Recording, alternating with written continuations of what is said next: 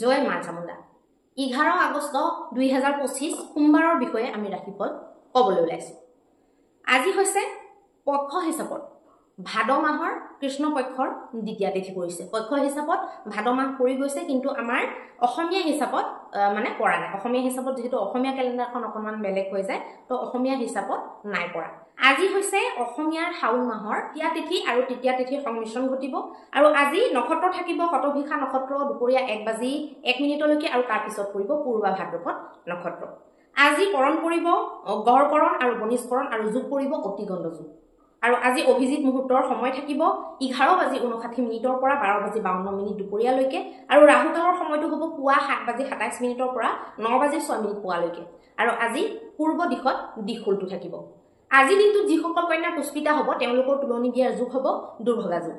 এতিয়া আহকচোন আমি মেষৰ পৰা মীনলৈকে প্ৰত্যেকটো ৰাশিৰ ফল জন্ম ৰাশি বা চন্দ্ৰ ৰাশিৰ আধাৰত নিৰ্ণয় কৰিম। ভিডিঅ'টো শেষলৈকে চাবলৈ নেপাহৰিব, কাৰণ ভিডিঅ'টো শেষত আমি সদায় কিবা এটা নহয় কিবা এটা জীৱনৰ কাৰণে আমাৰ জগতৰ কাৰণে জৰুৰী সূত্ৰ আলোচনা কৰোঁ। এই ইউটিউবত লাইভ প্ৰগ্ৰেম কৰিম বুলি ভাবিছোঁ, কিন্তু লাইভ প্ৰগ্ৰেমটো কৰিলেই নহ'ব, সিমানে আমাৰ ৰাইজসকল দৰ্শকসকল থাকিব লাগিব।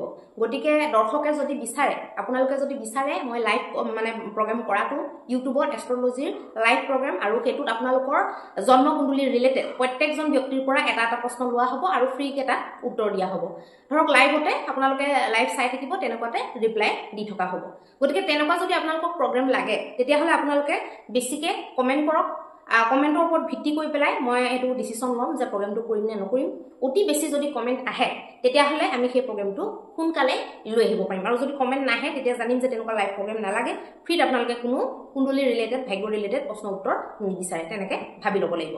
এতিয়া আহকচোন আমি মেষৰ পৰা মীনলৈকে প্ৰত্যেকটো ৰাশিৰ ফল জন্ম ৰাশি বা চন্দ্ৰ ৰাশিৰ ভিত্তিত আলোচনা কৰিম। প্ৰথমতে আহিব মেষ ৰাশিৰ কাৰণে। মেষ ৰাশিৰ কাৰণে আপোনালোকে সামাজিক মেলজোলৰ ওপৰত প্ৰাথমিকতা দিব লাগিব।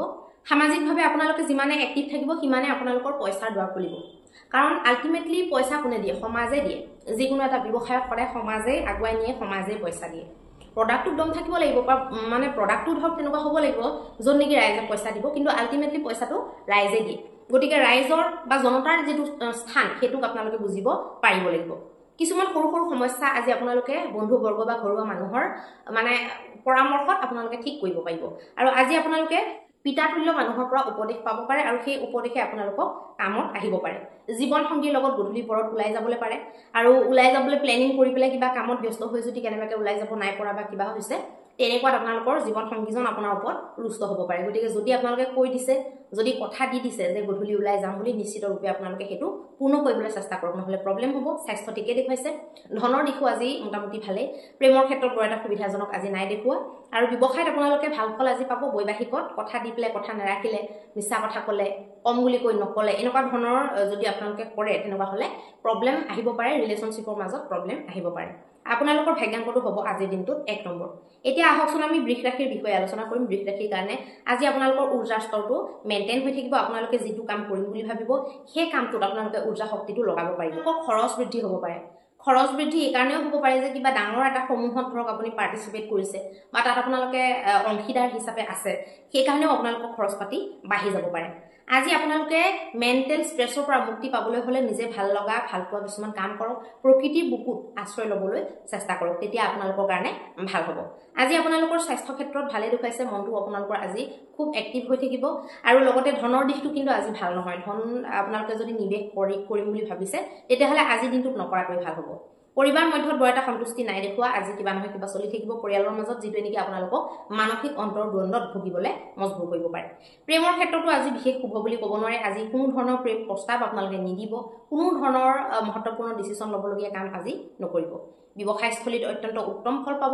ব্যৱসায়ত আপোনালোকে যেনেকৈ ভাবিব ফল তেনেকৈ পাব পাৰিব। বৈবাহিকত কিন্তু আজি বৰ ভাল নহয়। কোনোবা থাৰ্ড পাৰ্চনৰ কাৰণে আপোনালোকৰ মাজত প্ৰব্লেমছ ক্ৰিয়েট হ'ব পাৰে। আজি আপোনালোকৰ ভাগ্যাংকটো হ'ব 1 নম্বৰ। এতিয়া আহকচোন আমি মিথুন ৰাশিৰ বিষয়ে আলোচনা কৰিম। মিথুন ৰাশিৰ কাৰণে আজি আপোনালোকে এনেকুৱা ধৰণৰ যাত্ৰাবিলাক কৰিব য'ত নেকি বহুত বেছি ফূৰ্তি ফাৰ্তা সোমাই থাকিব পাৰে, বা আপোনালোকে খুব বেছি ফূৰ্তি কৰিম বুলি ভাবিয়ে আজি ওলাব মানে যাত্ৰা কৰিবলৈ। আজি আপোনালোকে মানুহৰ মূল্যবিলাক বুজিবলৈ চেষ্টা কৰিব। সামাজিক আপোনালোকৰ মিলজুলবিলাক বৃদ্ধি হ'ব, আৰু সমাজৰ বা আমাৰ ওচৰ চুবুৰীয়াসকলৰ মহত্ব আপোনালোকে বুজি পাব, বা আপোনাৰ আজি মনটো সেই গোটেই ৰিলেশ্যনবিলাক ভালকৈ আপুনি মানে হেণ্ডেল কৰিব পৰাৰ কাৰণে মনটো ভালে থাকিব। আজি আপোনালোকে ঘৰৰ পৰা বাহিৰলৈ ওলালে কোনোবা এজন ব্যক্তিৰ পৰা আশীৰ্বাদ পাব পাৰে আৰু আজি ধন লাভৰ দিশো বহুত খুলি যোৱা যেন দেখা গৈছে। ধন লাভ হ'ব পাৰে, পৰিবাৰ মধ্যত সন্তুষ্টি থাকিব, প্ৰেমৰ দিশতো খুব ভাল দিন আজি দেখা গৈছে। ব্যৱসায় বাণিজ্যত উন্নতিৰ ফাললৈ আপোনালোকে যাব, নতুন নতুন আইডিয়া আহিব। বৈবাহিক জীৱনৰ ফালেও অত্যন্ত উন্নত দিন দেখা গৈছে। আজি আপোনালোকৰ ভাগ্যাংকটো হ'ব 8 নম্বৰ। এতিয়া আহকচোন আমি কৰ্কট ৰাশিৰ কাৰণে আপোনালোকে শাৰীৰিক লাভৰ কাৰণে মানসিকভাৱে মজবুত থাকিব লাগিব। মানসিক শান্তিটো আপোনালোকে বিকশিত কৰিবলৈ চেষ্টা কৰিব লাগিব, মানসিক শান্তি আপোনালোকে প্ৰাপ্তি কৰিব লাগিব, তেতিয়াহে আপোনালোকে শাৰীৰিক শান্তি প্ৰাপ্তি কৰিব পাৰিব। আপোনালোকে আজি একদম মহত্বপূৰ্ণ যিবিলাক আপোনাৰ জীৱনৰ কাৰণে বহুত ভাল যিবিলাক বন্ধু বান্ধৱ, তেওঁলোকৰ পৰা কিছুমান উপদেশ আপোনালোকে ল'ব পাৰে, সহায়ো বিচাৰিবলগীয়া হ'ব পাৰে। ধনৰ লাভ আজি বঢ়িয়া দেখুৱাইছে। আজি পৰিবাৰ মধ্যত বৰ এটা সন্তুষ্টি নাই দেখুওৱা। প্ৰেমৰ ক্ষেত্ৰত আপোনালোকে সমিল মিলেৰে দিনটো কটাব পাৰিব বা আপোনালোকে যেনেকুৱা ধৰণৰ ডিচিশ্যন ল'ব আজি সেই ডিচিশ্যনবিলাকত আপোনালোকৰ ফৰে সকলো থিয় দিব। আজি আপোনালোকৰ ব্যৱসায় ক্ষেত্ৰত মধ্যম দেখুৱাইছে আৰু বৈবাহিক ক্ষেত্ৰতো আজি আপোনালোকে নিজৰ নিজৰ কামবিলাক কৰি নিজৰ গোটেই কাম সমাপ্ত কৰি পেলাই নিজৰ ৰিলেশ্যনটোৰ কাৰণে সময় উলিয়াব পাৰিব। আজি আপোনালোকৰ ভাগ্যাংকটো হ'ব 2 নম্বৰ। এতিয়া আহকচোন আমি সিংহ ৰাশিৰ বিষয়ে আলোচনা কৰিম। সিংহ ৰাশিৰ কাৰণে আপোনালোকে নিজৰ ব্যক্তিত্বটোৰ বিকাশ কৰাৰ কাৰণে অনৰ্গল প্ৰচেষ্টা চলাই থাকিব লাগিব। নিজৰ ওপৰত ইনভেষ্ট কৰা, নিজকে ইম্প্ৰুভ কৰা, আপডেট কৰা, এই বস্তুবিলাক সদায় আপোনালোকে ৰাখিব লাগিব। কাৰণ আপডেট যদি কৰি নাথাকে, একেটাতে পজিশ্যনতে যদি গৈ থাকে, তেতিয়াও আজিকালি সেইটো বেয়া বুলি ধৰা হয়। আজি আপোনালোকে ধন খৰচ বেছিকৈ কৰিবলগীয়া হ'ব পাৰে। ধনৰ দিশটো আজি বৰ এটা মজবুত নহয়। স্বাস্থ্য ক্ষেত্ৰ বৰ এটা শুভ নাই দেখুওৱা আৰু পৰিবাৰ মধ্যতো আজি অসন্তুষ্টি দেখা গৈছে। আজি আপোনালোকৰ প্ৰেম সম্পৰ্কৰ দিশত খুব ভাল দিন দেখা গৈছে। প্ৰেমৰ যদি প্ৰস্তাৱ আদি দিয়ে আজি লাভ হ'ব। ব্যৱসায়িক দিশৰ পৰা আপোনালোকৰ আজি ট্ৰানজেকশ্যন ভাল নাই দেখুওৱা। বৈবাহিক দিশত উন্নতিৰ ফাললৈ আপোনালোকে যাব পাৰিব বা বৈবাহিক ক্ষেত্ৰত আপোনালোকে মজবুত হৈ পেলাই থিয় দিব পাৰিব। আজি আপোনালোকৰ ভাগ্যাংকটো হ'ব 1 নম্বৰ। এতিয়া আহকচোন আমি কন্যা ৰাশিৰ বিষয়ে আলোচনা কৰিম। কন্যা ৰাশিৰ কাৰণে ধৈৰ্য আপোনালোকে বনাই ৰাখিব লাগিব। কাৰণ আপোনালোকে বস্তুবিলাক ভালকৈ বুজি মেলি, বুধৰ ৰাশিৰ মানুহবিলাকে খুব বুজি কাম কৰিবলৈ বিচাৰে বা খুব ভাবি চিন্তি এনালাইচিছ কৰিহে কাম কৰিবলৈ বিচাৰে। অন্য ৰাশিবিলাকে যেনেকৈ চকুমুদিয়ে যেনেকৈ হ'ব যেনেকৈ মিলিব আৰু তেনেকৈ ভাবি কাম কৰে। বুধৰ ৰাশিৰ মানুহবিলাকে তেনেকৈ ভাবি পেলাই কাম নকৰে। গতিকে আপোনালোকে এইটো বস্তু চাব, যিহেতু আপোনালোকে এনালাইচিছ কৰি চলে, তেতিয়াহ'লে আপোনালোকে ফুলি এনালাইচিছে কৰক, অকণমান ৰৈ দিয়ক, ধৈৰ্য ধৰক, অধৈৰ্য নহ'ব।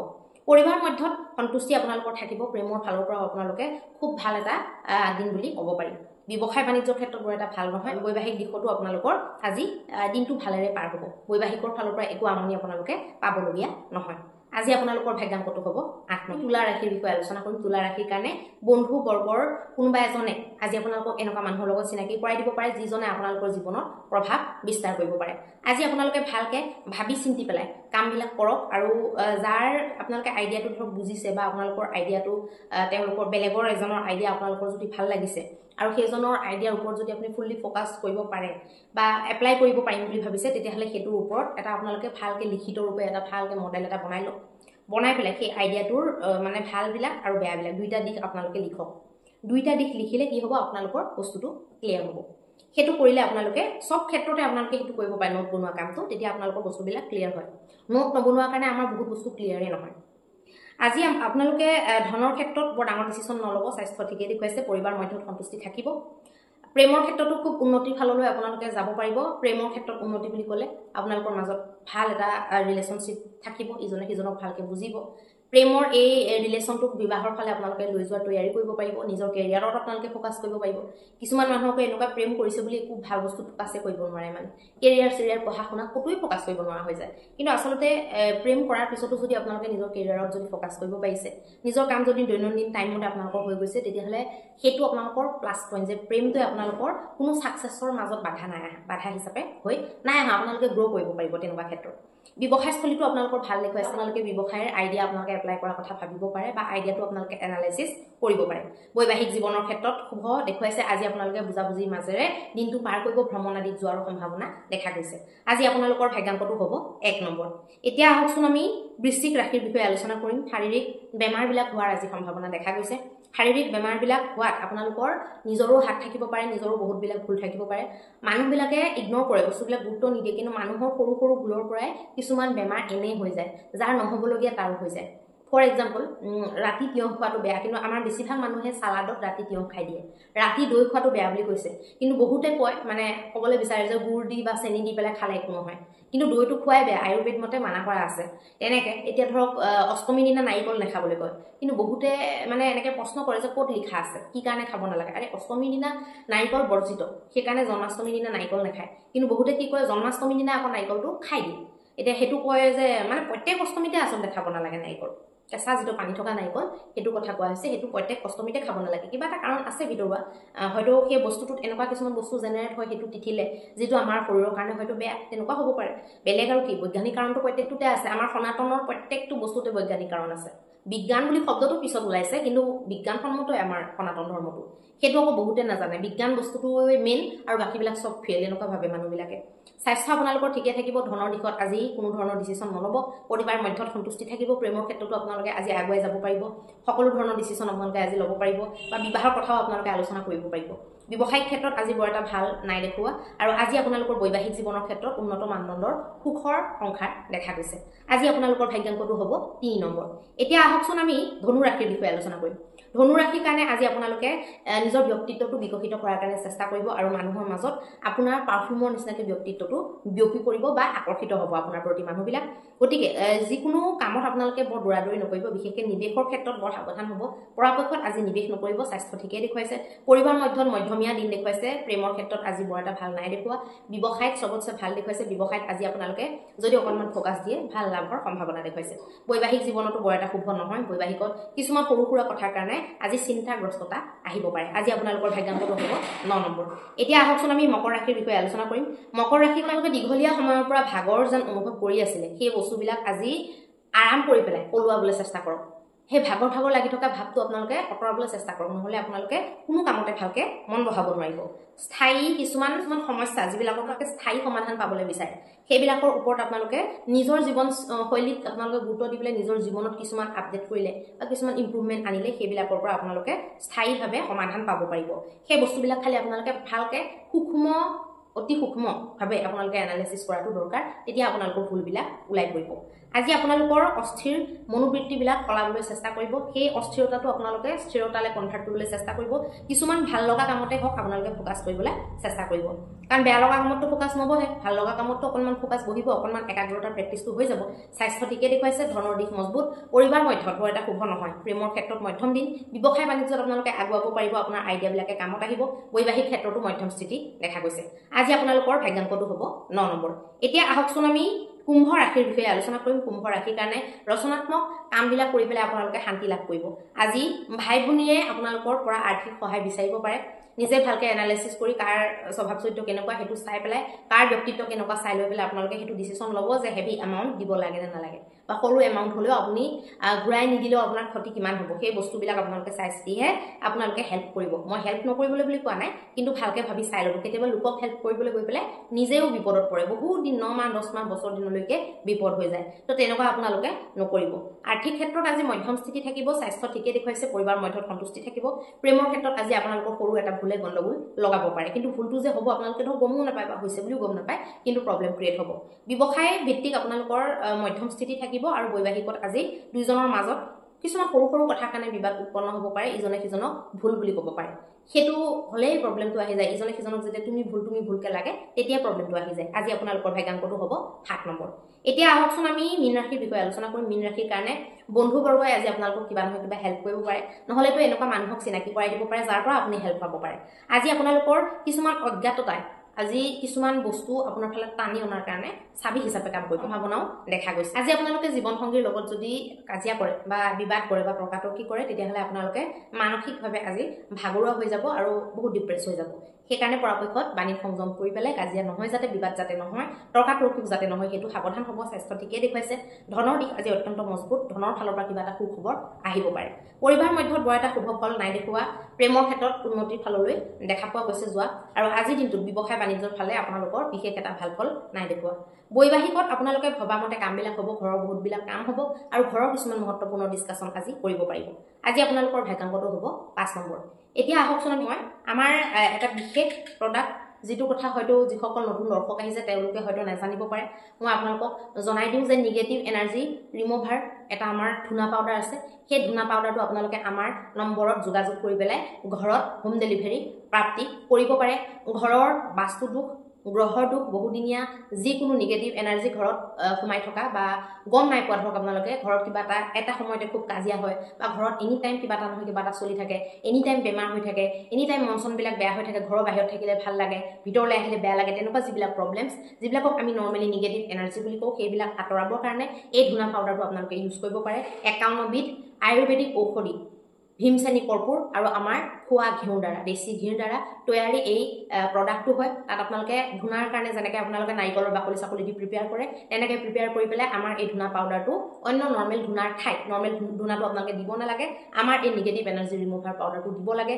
দৰ্জা খিৰিকী বন্ধ কৰি পেলাই আপোনালোকে ঘৰত ভালকৈ সেইটোৰে ধুনা কৰি দিব লাগে আৰু আপোনালোকে যদি কেমিকেল থকা ধূপবিলাক নজ্বলাই বেছি ভাল কেমিকেল থকা ধূপ নজ্বলাই পেলাই আপোনালোকে ধূপ হিচাপেও আমাৰ এই ধুনাটোকে ভগৱানৰ ওচৰত জ্বলাব পাৰে ধূপো হৈ গ'ল মানে ধুনাও হৈ গ'ল কম্বাইন মানে বস্তু এইটো প্ৰডাক্ট ক'বলৈ গ'লে আপোনালোকে যদি অৰ্ডাৰ কৰে কৰিব পাৰে আজি মই আপোনালোকক মহা উপায়টো দি দিওঁ মহা উপায়ত আজি আমি আলোচনা কৰিম এটা বেলেগ ধৰণৰ সূক্ষ্ম কিন্তু বেলেগ ধৰণৰ উপায় আজি সোমবাৰৰ এটা মই আপোনালোকক উপায় দিওঁ আজিৰ পৰা আপোনালোকে আৰম্ভ কৰি যদি আৰ্থিকভাৱে আপোনালোকে বৰ সমস্যাত পৰি আছে বা কিবা নহয় কিবা প্ৰব্লেম আপোনালোকৰ আহি আছে আৰ্থিক প্ৰব্লেম তেতিয়াহ'লে এই সোমবাৰৰ পৰা আৰম্ভ কৰি পেলাই আপোনালোকে ঘৰত যিকোনো থকা চাউল জহা চাউলো ল'ব পাৰে বা বেলেগ আপোনালোকে জলপান খোৱা চাউলো ল'ব পাৰে বা ভাতৰ যিটো চাউল সেইটো ল'লেও হ'ব আপোনালোকে যিটো চাউলৰ পৰা ভাত খায় সেইটো ল'লে বেছি ভাল হয় য'ৰ পৰা আপোনালোকে ভাতৰ কাৰণে চাউলটো উলিয়াই য'ত আপোনালোকে চাউলটো ষ্ট'ৰ কৰে যেতিয়া আপোনালোকে ভাত বনাবলৈ চাউল ওলাব একমুঠি 21 দিন সোমবাৰৰ পৰা আৰম্ভ কৰি 21 দিন আপোনালোকে 21 মুঠি চাউল উলিয়াব লাগে উলিয়াই পেলাই আপোনালোকে 21 মুঠি হৈ যাব নহয়